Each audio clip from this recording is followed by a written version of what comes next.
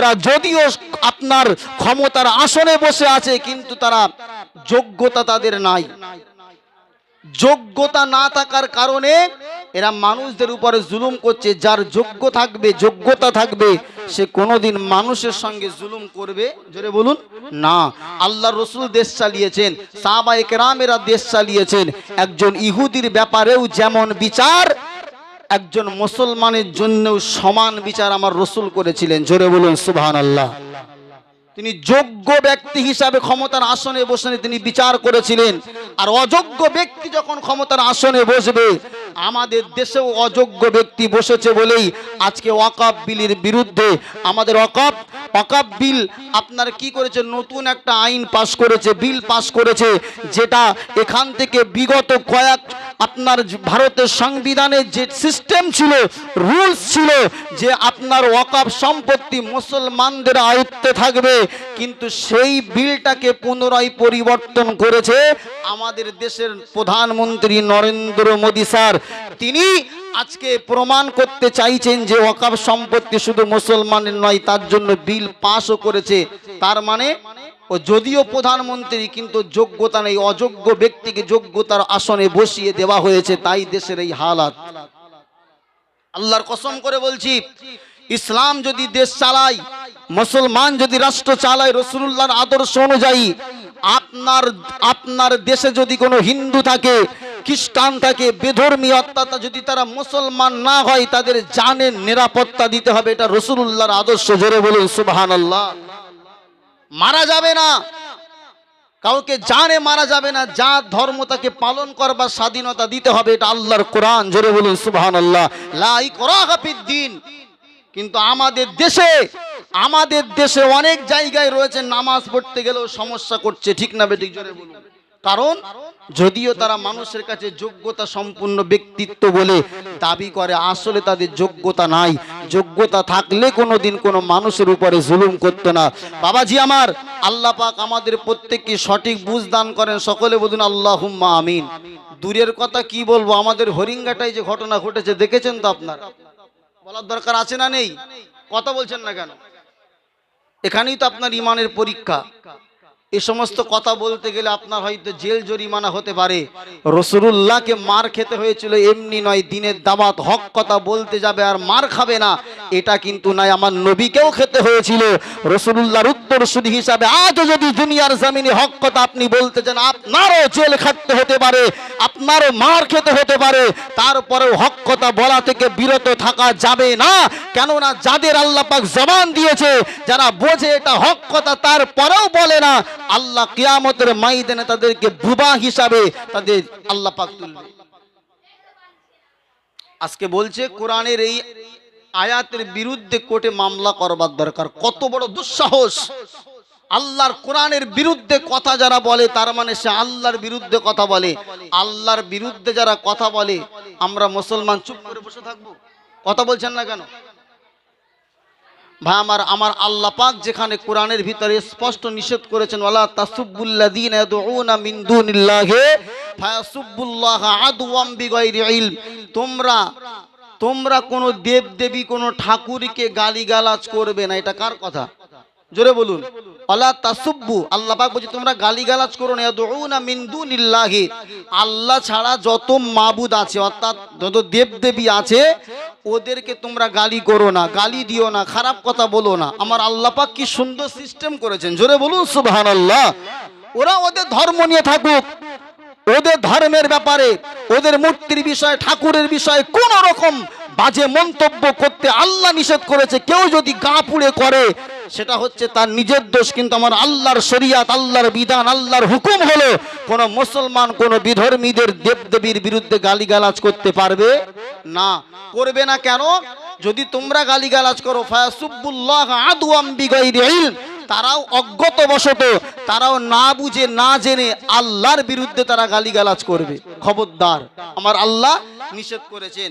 তো বাবাজি আমার, আমি যেটা বোঝাতে চাইছি, আমরা শুধু মসজিদ নয়, প্রত্যেকটা জায়গায় যে জায়গার আপনার যোগ্য, ঠিক সেই জায়গায় তাকে বসাতে হবে। ঠিক না বেঠিক? জোরে বলুন। বেনামাজিকে কখনো মসজিদের কমিটির দায়িত্ব দেওয়া জোরে বলুন, কথা বলছেন না কেন? যাবে না, কেননা ও কাজ বেনামাজির নয়, নামাজিকেই মসজিদের কমিটি বানাতে হবে। এটা কার কথা? কথা বলে না, আমার কথা আমি নিজে বানিয়ে বলছি। সূরা তাওবা 10 নম্বর পর আল্লাহ বলেছেন, ইন্নামা ইয়ামুরু মাসাজিদাল্লাহি মান আমানা বিল্লাহি ওয়াল ইয়াউমিল আখির ওয়া আকামাস সালাহ ওয়া আতাজ যাকাতা ওয়া লাম ইয়াখশা ইল্লাল্লাহ। আল্লাহর কসম, বাড়ি থেকে কোরআনটা খুলুন, আল্লাহ বলছে মসজিদের মুতাওয়াল্লি, মসজিদ চালাবে তারা মান আমানা বিল্লাহ, যাদের ঈমান আছে। আল্লাহ পাক বলেছেন ওয়া আকামাস সালাহ, যারা নামাজ পড়ে, ওয়া আতাজ যাকাত, যারা যাকাত দেয়, ওয়া লাম ইয়াখশা ইল্লাল্লাহ, যাদের ভিতরে আল্লাহর ভয় আছে, তারাই মসজিদ পরিচালনা করবে। জোরে বলুন। দুই ছাড়া জীবনে নামাজ পড়ে না মসজিদের সেক্রেটারি, আছে না নেই? জোরে বলুন। আপনার গ্রামের কথা বলছি না, এরকম রহ রয়েছে, নামাজ নাই, কালাম নাই, তারা মসজিদের দায়িত্ব নিয়ে বসে আছে। না, এটা করলে আল্লাহর মসজিদের সঙ্গে জুলুম করা হবে। বাবাজি আমার, আমরা প্রত্যেকেই সচেতন ব্যক্তি। একজন ইমামকে নেওয়ার জন্য 100 কেন 1000 ইমামকে আপনি পরীক্ষা দিয়ে দেখতে পারেন, তার ভিতর থেকে একটাকেই বসাবেন যোগ্যতা সম্পূর্ণ, দেখবেন আপনার গ্রাম তত্তর করে উন্নতির চরম শিখরে পৌঁছে যাচ্ছে। জোরে বলুন সুবহানাল্লাহ।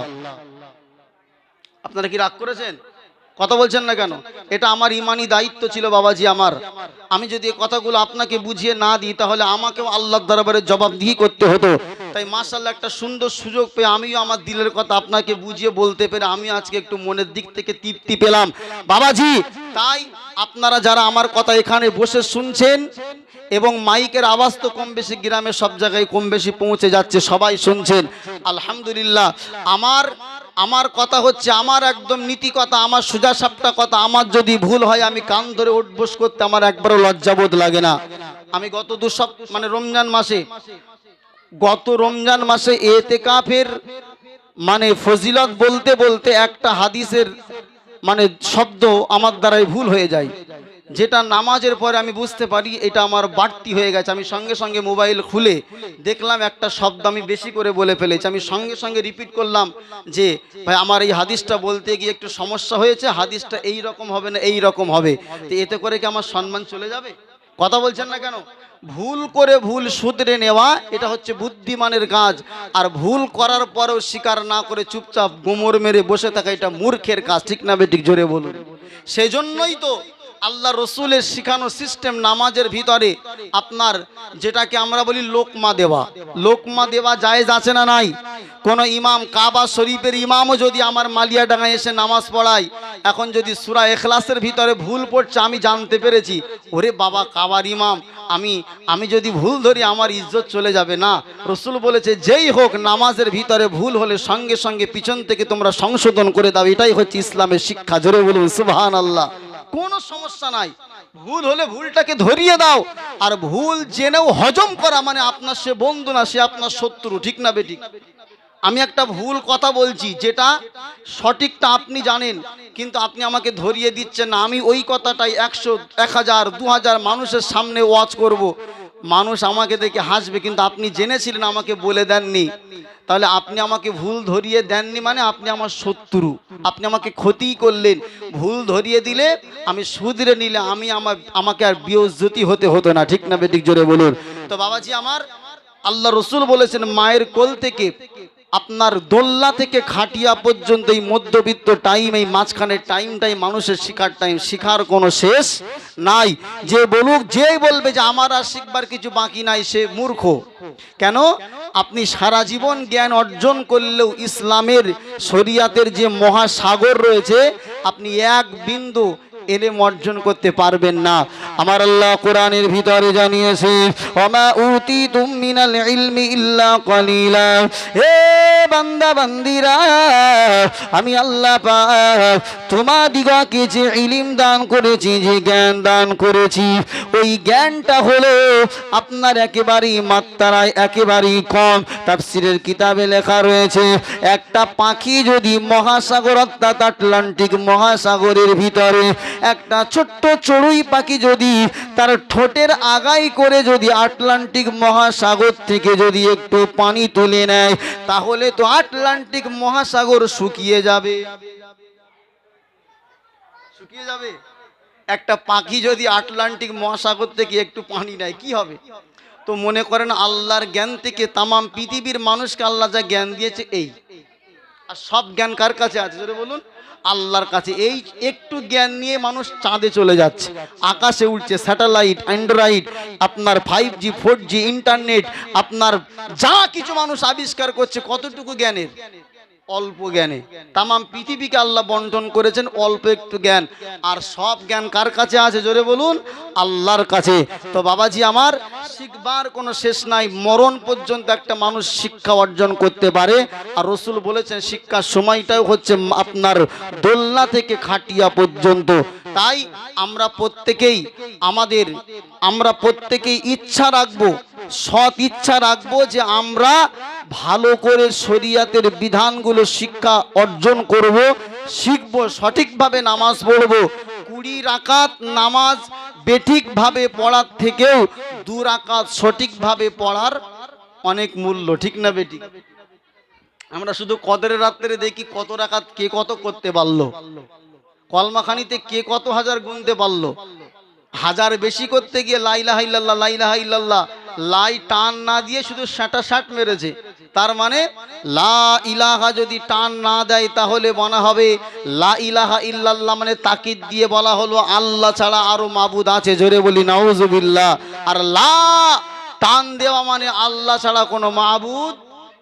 তাহলে আপনি 20,000 বার লা ইলাহা পড়েছেন, তার মানে 20,000 বার বলেছেন আল্লাহ ছাড়া মাবুদ আছে। আর কেউ 10 বার বলেছে লা ইলাহা ইল্লাল্লাহ, আল্লাহ ছাড়া কোনো মাবুদ নাই। 20,000-এর দাম বেশি না 10 বারের দাম বেশি? জোরে বলুন। তাই যতটুকু পড়বেন সঠিকভাবে পড়বেন, তার একটা মর্যাদা আছে না নেই? জোরে বলুন। অবশ্যই আছে। এটা শুধু নামাজের ক্ষেত্রে নয়, পৃথিবীর যে কোনো কাজ আপনার একদিনে কেউ একতলা বিল্ডিং করে দেবে, আমি কথার কথা বলছি, কিন্তু পরের দিন ভেঙে পড়ে গেল, দাম আছে? কথা বলুন। কিন্তু 20 দিন টাইম নিয়েছে, কিন্তু আপনার লাইফ টাইম চললো, তাহলে সেটা ভালো না, ওটা খারাপ? যে কোনো জিনিস সঠিকভাবে করা, হয়তো অল্প হোক।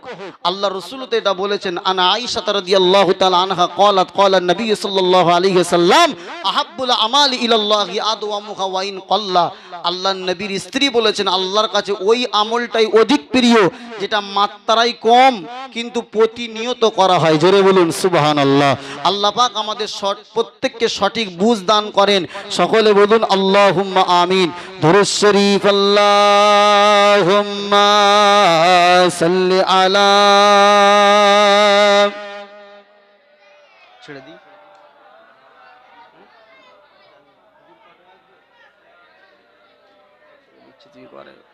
না কর। नबी का लब पर जो जिक्र है वे मिसाल आया कमाल आया। नबी का लब पर जो जिक्र है वे मिसाल आया कमाल आया। जो हिजरे तैबा में याद बन कर ख्याल आया कमाल आया। नबी का लब पर जो जिक्र है वे मिसाल आया कमाल आया। जो हिजरे तैबा में याद बन कर ख्याल आया कमाल आया। तेरी दुआओं ही की बदौलत अज़ाब रब से बचे हुए हैं।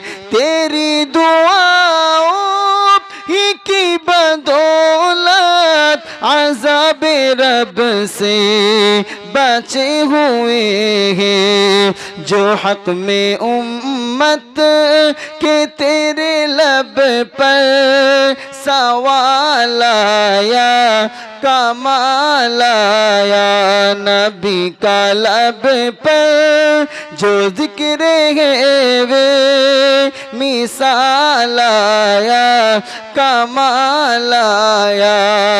गुरूर हो रो का तोड़ डाला लगा के माथे पे दिल खुदा ने गुरूर गौरव का तोड़ डाला लगा के माथे पे दिल खुदा ने जो काले रंग का गुलाम तेरा बिलाल आया कमाल आया नबी का लब पर जो जिक्र है वे मिसाल आया कमाल आया उमर के जुर्रत पे जाओ कुर्बान थे कैसा रो किस राजिन से लरजा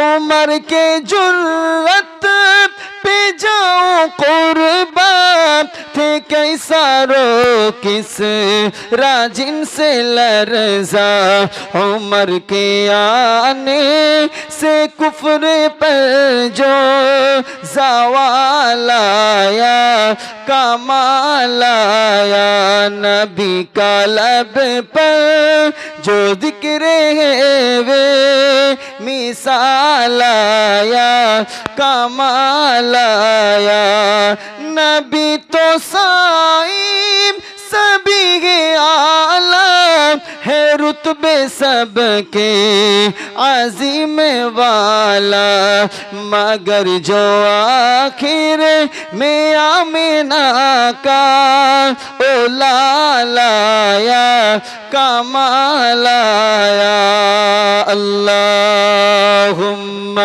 सल्ली अला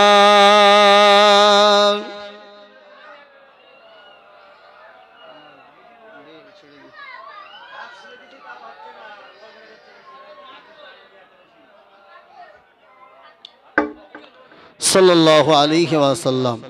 বাবাজি আমার আলোচনা বেশি দীর্ঘায়ু করব না, কারণ আপনারা দেখতে পাচ্ছেন আমার পাশেই বসে আছেন আপনাদের কাছে একেবারে নতুন মুখ জনাব মাওলানা আরমান হোসেন সাহেব। তিনি এখন ওয়াজ নসিহত করবেন না থাকে একটু সময় নিক। আল্লাহ পাক যতটুকু বলিয়ে নিয়েছেন আল্লাহ বলা শোনার থেকে আমাদের প্রত্যেককে আমল করার তৌফিক দান করেন। সকলে বলুন আল্লাহুম্মা আমিন। ভাষাগত ত্রুটি যদি হয় আমি আপনাদের কাছে ক্ষমা প্রার্থী, আপনারা ক্ষমার নজরে দেখবেন, দোয়া করবেন আল্লাহ পাক যেন দিনের জন্যে আমার কণ্ঠকে কবুল করে নেন। সকলে বলুন আল্লাহুম্মা আমিন। আল্লাহ পাক আমাদের প্রত্যেককে সঠিক বুঝ এবং সঠিকভাবে আমল করার তৌফিক আতা করেন। সকলে বলুন আল্লাহুম্মা আমিন। এখন আপনাদের সম্মুখে আলোচনা রাখবেন আমার বন্ধুবর জনাব মাওলানা আরমান হোসেন সাহেব। সকলে একটু তাকবীর দি, নারায়ে তাকবীর, নারায়ে তাকবীর। জনাব মাওলানা আরমান হোসেন সাহেব, নারায়ে তাকবীর। দুরূদ শরীফ আল্লাহুম্মা সাল্লি আলা